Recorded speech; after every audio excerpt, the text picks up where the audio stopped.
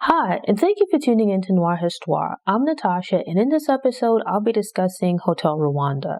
Hotel Rwanda is a 2004 film about a Hutu hotel manager who wheels and deals to hide 1,000 Tutsi at a luxury hotel in the midst of the 1994 Rwandan conflict.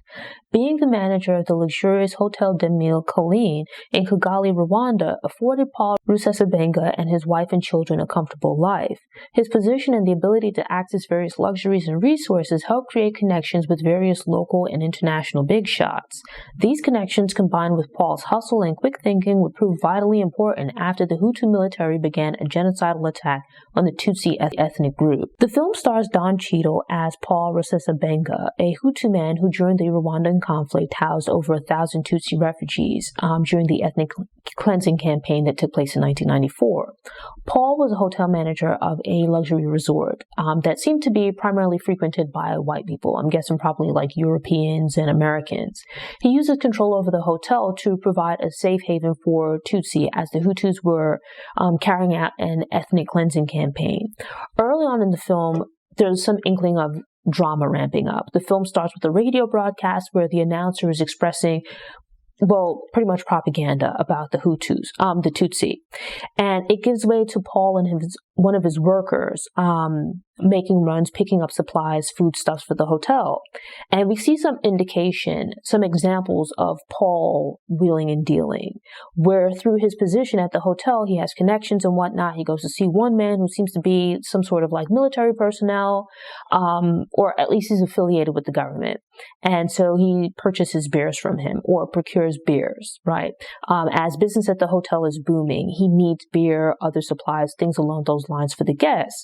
It's pretty telling that when he goes to get a case of beers, the man who's accompanying him, they get like a crate, right? Crate gets knocked over, mistakenly thinking that there's beers in there. But when it's knocked over and the contain opens, you have these machetes or cutlasses, right, in the crate, which gives you pause because what would you be doing with all of these, right? Like they're weapons. Or, I mean, you can use them to cut grass and what like that, but in such an amount, they seem to be for other purposes. And so the man explains that they've come from China, right? It's like, imagine now, granted, being from the West Indies, machetes, like in my family, they'd have them around the house, right? They call them cutlasses, right? And so you use them for like farming. If you think of it like a sickle, you might use it to cut cane, to cut high grass, things like that. It's pretty much like a knife with a really big blade. And it has like a relatively small handle, but it's this long, thin blade that's rather sharp that you use to like cut things, bamboo as well. But it's typically used it can be used around the house, but mostly like, farm workers and things like that. And here is this like large cachet that's been secured at a cheap price. And so it reminded me of a book that I read last year, Dancing in the Glory of Monsters, which is a nonfiction book about some of the conflicts in Africa, amongst which was mention of the fighting in the Congo, Rwanda, some of those areas. I don't remember the exact price, but it was mentioned in the book that it got to a point where people could procure weapons like AK-47, big guns, at a cost of about $40 to $50. These are like high-powered rifles, assault rifles that you can get for under $100. And so they discussed just the proliferation of these weapons and how it came to a point where it's like so many people had guns because they were so easy to obtain that it's like when people would get to checkpoints, they would just throw them away. Like guns were so plentiful to the point where they'd become completely devalued.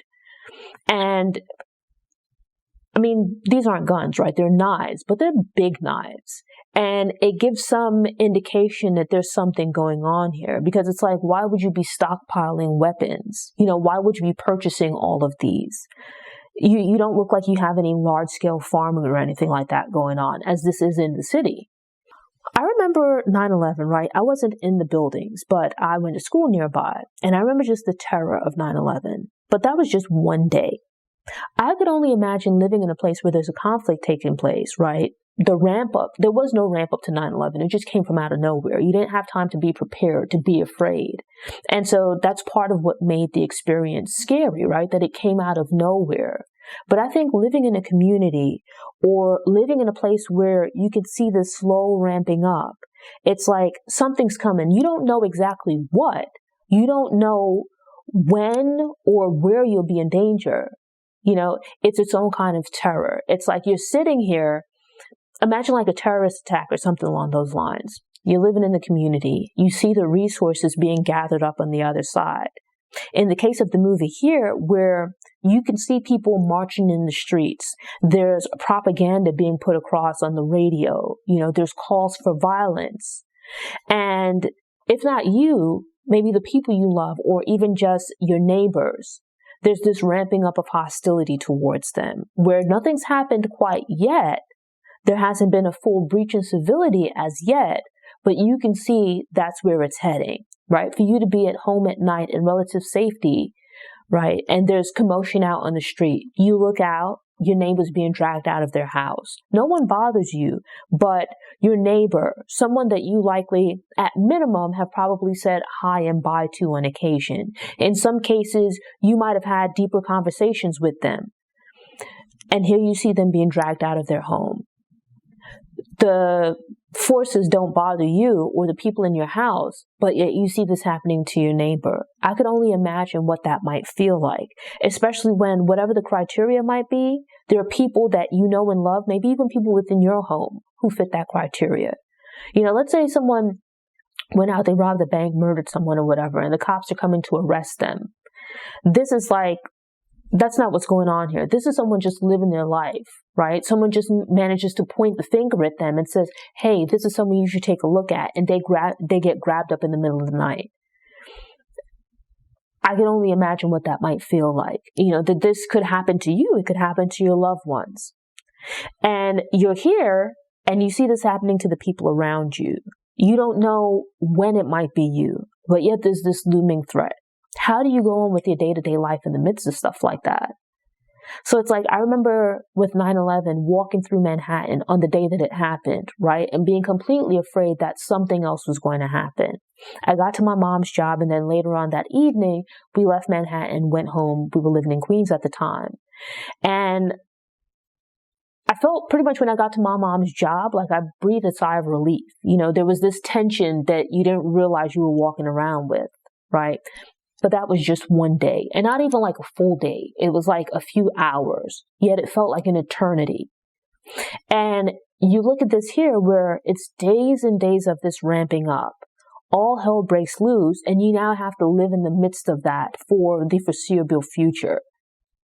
Towards the start of the film, there's a brief explanation about what led to the conflict between the Hutu and the Tutsi, and whatnot. So with the Tutsi, they elevated them above the Hutu, but didn't make them on par with themselves, with the Belgians, right? Rather, they put them below themselves. And so it's like this thing when you think about hierarchies, right? Where a way to sow division between groups of people is you create ranks, right? You elevate a person just enough to make them higher than the people on the bottom, but you don't give them absolute power. You don't elevate them to your level, to your standing. So you sort of make them like the gatekeeper, the keeper of the flame, if you will, the ones that preserve these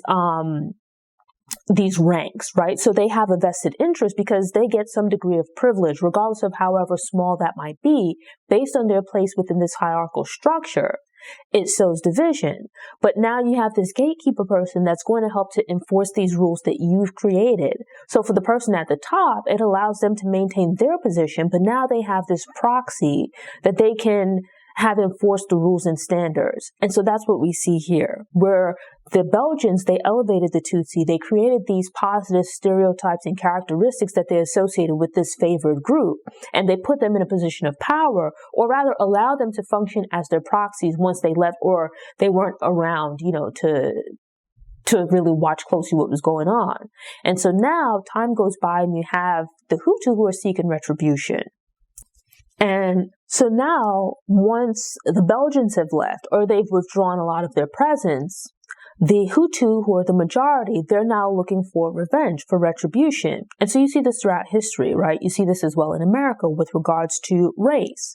But it's a somewhat different perspective because here we are in Africa. And I think that's something that we often forget is that There weren't really any black people in Africa until the Europeans arrived and defined them as such, right? You had different ethnic groups. You might have had different tribes, people with their own customs, traditions, language, things like that. But due to Europeans, you now have this redefinition of people, this recategorization. That's not to say that you didn't have war and conflict and whatnot in Africa before, but it was more blatantly with regard to resources, right? This now just adds more complexity. Imagine being in the position of danger, relatively safe because you're a part of the favored group, but then potentially having to choose between your life, maintaining your privilege and that of your family. And so we see this with Paul. In some ways, it's a godsend, right? Because he has this position that provides him with the resources to be able to barter for his family. And then with that, to then barter for the lives of other people that he knows. I remember when I first got Netflix, I don't remember the name of the documentary, but it was about the conflict in Rwanda. And they had real footage, right? Here, this is a fictionalized account of what took place. But I remember the documentary showing actual people laid out on the street, people who had been shot or otherwise killed. I watch true crime stuff, where they discuss people dying, but quite often they show you maybe photos. A lot of times it's the person's under a sheet or their face is blurred, something along those lines. And watching these movies, and so here you have it with Paul, where on one occasion they're driving back to the hotel, driving down the street in this residential neighborhood. This is a place where he's driven past on several occasions. There's quite a bit of commotion and whatnot going on in the street. You hear gunfire, there's fires blazing, things like that. But when you drove by, you weren't seeing death as yet. Now, here it is that he's returning with his family, and you're seeing bodies just laid out on the lawn. And these are civilians. These are people who weren't involved in the fighting, right? These aren't soldiers. They're just regular, everyday people.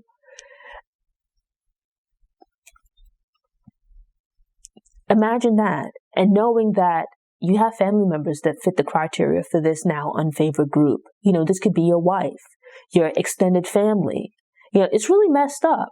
And you have his son where, while at the house, they realize that the son is missing, one of the kids. And one of the other kids speaks up and says, he'd gone next door to visit the neighbors or what have you. When you live in communities that are more close-knit, where your neighbors, the kids play with each other and whatnot. Your kids probably run back and forth between the houses. They might be playing out in the yard, playing out on the street or whatever. They're in and out of each other's yards, maybe in and out of each other's houses. And in the midst of this, they find the little boy hiding in the bushes. He's covered in blood. And initially they panic because they think he's been injured in some way. They search over him, realize that there's blood on him and he's traumatized, crying and whatnot, but he hasn't been hurt, right? Not physically. But yet Paul and his wife are in despair. They're upset, they're crying and whatnot. They're frantically searching over him to see where he's hurt, where this blood is coming from, because there's so much blood on him. He's covered in blood. They remove his clothes and whatnot and realize that fortunately he hasn't been hurt. He's just traumatized. And so you have to ask the question of, especially as the movie goes on, you see just how affected he is. It's never really expressed or explained what exactly he saw or what took place, but you can't help but wonder what scared him to this degree to have him shaking and crying like this. Granted, he's covered in blood, right? But what did he see next door at the neighbor's house? It gives you some indication as to what's going on. It's a little bit after this point that they then drive out of the compound to make their way to one of the hotels, and they see bodies laid out in the street. Neighbors and whatnot have been killed and just left out. Not saying that they are, but comparatively, people might leave out garbage, right? And I would think you wouldn't even throw trash away like that. But this is how you've left human beings just out in the sun on the street. So they get to one of the hotels and there's this tense moment where Paul negotiates to keep his family and friends safe. He drives them back to the hotel where he now works. But even there, The hotel guests are in a panic and they're looking to leave because of what's going on outside. You have aid workers and whatnot. Up to this point, this is a fancy hotel. It looks like mostly tourists, business people, people from government organizations, those types of folks. They're seemingly the ones staying at the hotel. Most of the guests, they look to be like white, right? Mostly European, Americans, things like that. Whereas the workers at the hotel are Black people, right? Regardless of their background or whatever group they might be a part of, right? They're local people. And so there's all of this turmoil taking place. And you see that the guests at the hotel, as I think most people would do, they're trying to get the hell out of Dodge, because it's like, you might not be the intended thought that things would calm down pretty quickly. But instead, it's like the world has been lit on fire. And so now you have it where there's this scramble, everyone's trying to get to safety. And in times like this, it's like when everyone's trying to leave at once, and in the midst of this, you have all of this confusion, there's a lot going on. At this point, like Paul has brought some people to the hotel with him in search of safety. You have other people who've arrived at the hotel. And then there's like this lady from some NGO. It looks like, if not the UN, then a branch of some other organization who arrives with like a van load of kids, leaves to go get more kids.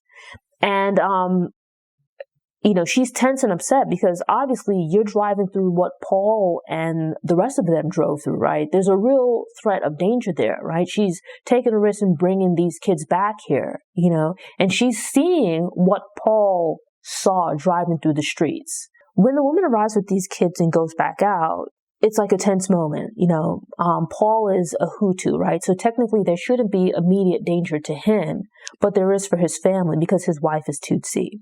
Yet he runs the risk of being viewed as a traitor, right? Which could put him in danger where, he had to ask this lady to do him a favor and get in her next van load of kids to stop by his brother-in-law's house to bring him and his family to the hotel, because things are kind of getting techie out here and he can't move about as freely as he pleases, but this lady can move about a little bit more easily. There's quite a few tense moments as despite what's going on, Paul has assumed or been optimistic that what was taking place would just last for a few days and they would just have to wait it out until help came.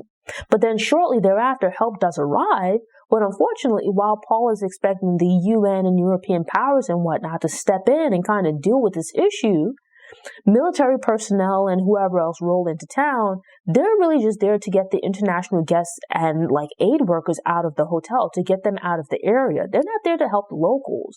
It's like pretty much the locals are now left to their own devices. It's like they were in a bad situation before, which was steadily deteriorating. But, and there have been some acts of violence and whatnot carried out against some of the UN peacekeepers, or at least it's implied, right? Because we see some indications of violence towards them as well. You get the sense that things are only going to get worse from here as the military does come in. Outside military forces step in, but it's really just to get their people out. And so the locals are now left on their own. And knowing that help is not coming, that you're on your own, you can just imagine, right?